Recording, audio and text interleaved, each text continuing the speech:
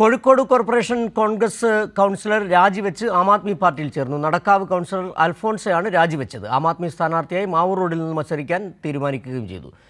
വിവരങ്ങളുമായി കെ ലതീഷ് ചേരുന്നുണ്ട്. ലതീഷ്, എന്താണ് ഈ കോൺഗ്രസ് കൗൺസിലർ ആം ആദ്മിയിൽ ചേരാൻ ഇടയാക്കിയത്? അവിടെ വലിയ തരത്തിലുള്ള തർക്കങ്ങൾ നടക്കുകയാണ്. പലർക്കും സീറ്റുകൾ കിട്ടിയില്ലേ? നിലവിലുണ്ടായിരുന്ന കൗൺസിലർമാർ പലർക്കും. കോർപ്പറേഷൻ കൗൺസിലർ അൽഫോൺസയാണ് കോൺഗ്രസ് വിട്ടുകൊണ്ട് ആം ആദ്മി പാർട്ടിയിൽ ചേർന്നിരിക്കുന്നത്. രാവിലെ കോഴിക്കോട് കോർപ്പറേഷൻ മേയർ പങ്കെടുത്ത ഒരു പരിപാടിയിൽ അൽഫോൺസ നേരിട്ടെത്തുകയും കൗൺസിലർ സ്ഥാനത്തു നിന്നുള്ള രാജിക്കത്ത് കൈമാറുകയുമായിരുന്നു. തുടർന്ന് ഇവർ ആം ആദ്മി പാർട്ടിയിൽ ചേരുന്നതായി പ്രഖ്യാപിച്ചു. നടക്കാവ് വാർഡിൽ നിന്നാണ് കഴിഞ്ഞ തവണ അൽഫോൺസ കോൺഗ്രസ് ടിക്കറ്റിൽ വിജയിച്ച് കൗൺസിലറായത്. ഇത്തവണ അവിടെ ജനറൽ വാർഡായി മാറിയിട്ടുണ്ട്.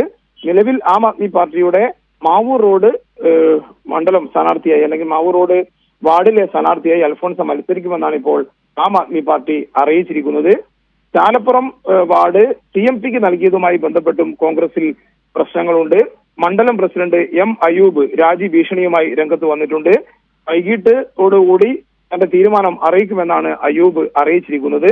TMPക്കാണ് നിലവിൽ ഈ വാർഡ് നൽകിയത്, ചാലപ്പുറം വാർഡ് നൽകിയത്. സിറ്റിംഗ് വാർഡ് ഘടകകക്ഷിയായ CMPക്ക് നൽകിയതിലുള്ള പ്രതിഷേധം അവിടെ ശക്തമാണ്. കഴിഞ്ഞ ദിവസം അവിടെ ഒരു ഫ്ലക്സ് ബോർഡ് കോൺഗ്രസ് പ്രവർത്തകരുടെ ഭാഗത്തു നിന്ന് ഉയരുകയും ചെയ്തിരുന്നു. അതുമായി ബന്ധപ്പെട്ട് രമേശ് ചെന്നിത്തല, കോഴിക്കോട് കോർപ്പറേഷൻ ചുമതലയുള്ള രമേശ് ചെന്നിത്തലയോട് വാർത്താ സമ്മേളനത്തിൽ ചോദ്യം ചോദിച്ചപ്പോൾ അദ്ദേഹം പറഞ്ഞത് ഈ സ്ഥാനാർത്ഥി നിർണയവുമായി ബന്ധപ്പെട്ട് ഇത്തരത്തിലുള്ള കൊഴിഞ്ഞുപോക്കും എതിർപ്പുകളും ഒക്കെ ഉണ്ടാകുന്നത് സ്വാഭാവികം എന്നും പറഞ്ഞുകൊണ്ട് ആ വിഷയത്തിൽ നിന്നും അദ്ദേഹം തണുപ്പിക്കാനാണ് ശ്രമിച്ചത്. എന്തായാലും അയൂബിനൊപ്പമുള്ളവരും എന്ത് നിലപാടെടുക്കുമെന്നത് സംബന്ധിച്ച് ഇന്ന് രാത്രിയോടുകൂടി തീരുമാനം ഉണ്ടാകുമെന്നാണ് നമുക്ക് അറിയാൻ കഴിയുന്നത്. സിജു.